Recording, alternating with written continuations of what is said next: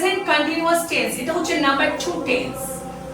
এই প্রেজেন্ট কন্টিনিউয়াসে যদি আমি সংজ্ঞা বলতে চাই, ডেফিনিশন বলতে চাই, কোনো কাজ রানিং হচ্ছে, ব্যাপারটা হচ্ছে যে প্রেজেন্ট কন্টিনিউয়াস টেন্সটা হচ্ছে কি, অ্যাকচুয়ালি এটা হচ্ছে বর্তমানকালে কোনো কাজ হচ্ছে বা চলছে। আমি তোমাদের এখন পড়াচ্ছি না, now I am teaching, I am talking to you, এই হচ্ছে প্রেজেন্ট কন্টিনিউয়াস। বর্তমানকালে কোনো কাজ রানিং হচ্ছে এখন এট দিস মুভমেন্ট, সেটা হচ্ছে প্রেজেন্ট কন্টিনিউয়াস। এটা হচ্ছে প্রেজেন্ট কন্টিনিউয়াস, এটা হচ্ছে প্রেজেন্টের নাম্বার 2। আমরা সিম্পল প্রেজেন্ট করালাম। আর প্রেজেন্ট কন্টিনিউয়াস স্ট্রাকচারটা যদি আমি বলি, এর বাংলা যদি বলি তেছি, তেছো, তেছে বা করছে বা হচ্ছে, এগুলো যদি আমি ইংলিশে স্ট্রাকচারটা বলি তাহলে subject plus am is are plus main ভার্বের সঙ্গে আইএনজি প্লাস অবজেক্ট, এই হচ্ছে স্ট্রাকচার, মূল স্ট্রাকচারের একটা স্ট্রাকচার। তাহলে আমি বলি দা কি হচ্ছে, আই অ্যাম টিচিং নাও, ঠিক আছে। আমি বললাম যে একটা এম দিয়ে করলাম, একটা হি দিয়ে করলাম, একটা হি দিয়ে করছি। আমি বললাম Rita is writing a letter, ঠিক আছে। যদি আমি দিয়ে দিয়ে করি তাহলে কি হবে, they are playing in the field.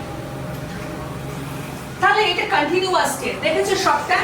তাহলে এম কোথায় বসে, এম বসে শুধু কিসের উপরে, আয়ের উপরে। ইজ কোথায় বসে, সিঙ্গুলারের ক্ষেত্রে বসে হি সি।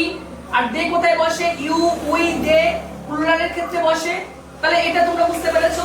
যদি এটাকে আমি নেগেটিভ করি, যদি আমি নেগেটিভ করতে চাই তাহলে আমি কি করব, নেগেটিভ করতে গেলে কিছুই না, শুধু মনে রাখবা এই জায়গাটায় subject plus am is are plus not plus ভার্বের সঙ্গে আইএনজি প্লাস অবজেক্ট, এটা নেগেটিভ করতে হবে। Subject am is are plus not plus verb, যেমন আমি বললাম যে আমি পড়ছি না, তাহলে আই অ্যাম নট রিডিং। সবসময় মনে করতে হবে হেল্পিং ভার্ব আর এই মেইন ভার্বের মাঝখানে সবসময় আমাকে নট বসাতে হবে অলওয়েজ। যদি বলে বাচ্চারা খেলছে না, the children are not playing, ঠিক সেম ভাবে যদি আমি এটাকে আমি করতে চাই, ইন্ট্রোগেটিভ করতে চাই, তাহলে ইন্ট্রোগেটিভ করতে গেলে তো একদম সেম। ইন্ট্রোগেটিভ যদি আমি করতে যাই,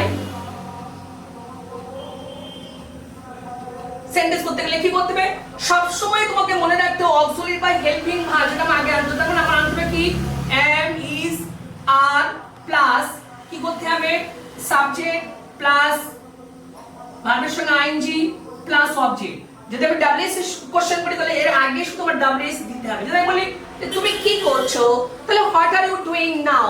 যদি আমি বললাম যে তুমি কি স্কুলে যাচ্ছো, are you going to school, মানে ব্যাপারটা হচ্ছে যদি এইভাবে করি তুমি কি স্কুলে যাচ্ছো, তাহলে আর ইউ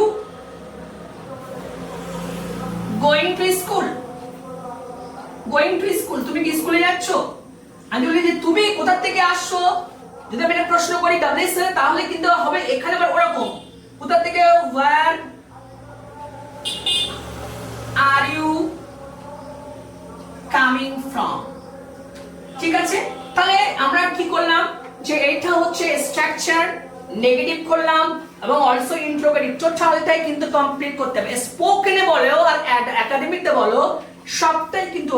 অনেকে আবার প্রশ্ন করে স্যার যে স্পোকেনে কি টেস্ট লাগবে না, আমি অবশ্যই বলি না, অবশ্যই লাগবে। টেস্ট ছাড়া কি করে হবে, তো তোমরা কি বুঝতে পারছো, yes or no, loudly? Yes. Yes, thank you. চলো লেটস গো, নেক্সট টেন্সে আমরা যাব।